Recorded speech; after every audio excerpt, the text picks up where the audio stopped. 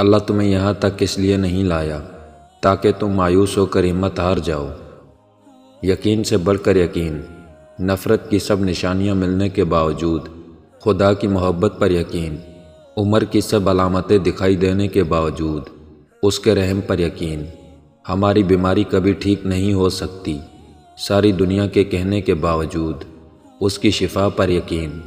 جو زمین سے نہیں ہوتا وہ آسمان سے ہوتا ہے، صرف رب کے حکم سے ہوتا ہے، اس شہادت پر یقین۔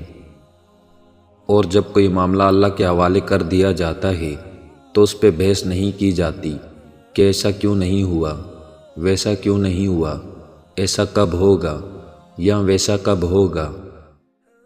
طویل ہے مسافت مگر منزل کا یقین ہے، آزمائش سخت ہے مگر وہ بھی تو رحیم ہے۔ مجھے راستوں سے مت ڈراؤ اے دنیا والوں، میں جس کی آس پر ہوں وہ رب کریم ہے۔ دنیا میں سب سے زیادہ وہ لوگ سکون میں رہتے ہیں جو مشکل وقت میں کہتے ہیں میرے لیے بس اللہ ہی کافی ہے۔ دعا مانگ کر بھی ڈرتے رہو گے تو لگے گا کہ قبول ہونے کا یقین نہیں ہے۔ ارے یقین رکھو وہ ضرور کن کہے گا۔ اے بندے، جس نے تجھے بنایا اس سے بہتر تجھے اور کون سمجھے گا، بس اس پر بھروسہ رکھ۔ اور اللہ وہ دکھ بھی ختم کر دیتا ہے جو ہمیں لگتا ہے اب ہمیشہ ہمارا حصہ رہیں گے۔ جن راستوں پہ تمہیں اللہ لے کر جاتا ہے ان راستوں پر تم اکیلے نہیں چلتے بلکہ وہ تمہارے ساتھ چلتا ہے۔ جب وہ غم کے حالات پیدا کرتا ہے وہ تمہیں ان حالات سے لڑنے کی ہمت بھی دیتا ہے۔ وہ نہ تمہیں خوشی میں تنہا چھوڑتا ہے اور نہ غم میں۔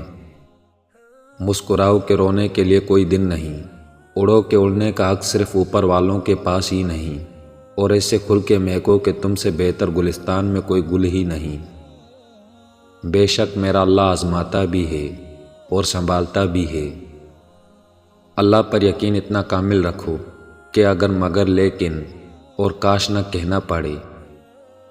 جب اللہ سے کچھ مانگتے ہیں تو پھر شک میں نہیں پڑتے، پھر بس اللہ پر چھوڑ دیتے ہیں۔ یقین رکھو کہ اکیلا کوئی نہیں ہوتا، اللہ سب کے ساتھ ہوتا ہے۔ دنیا کے لوگ اور ان کی عدالتیں ناانصافی کر سکتے ہیں مگر وہ رب ناانصافی نہیں کرتا۔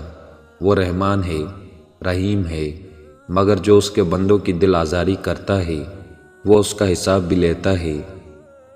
وہ جو اپنے حکم سے چاند کو 2 ٹکڑوں میں تقسیم کر کے اس کو اس کی جگہ سے سرکا سکتا ہے، اس رب کے لیے تمہاری ان خاک سی بنی ہاتھ کی لکیروں کو بدلنا بھلا کیا مشکل ہے۔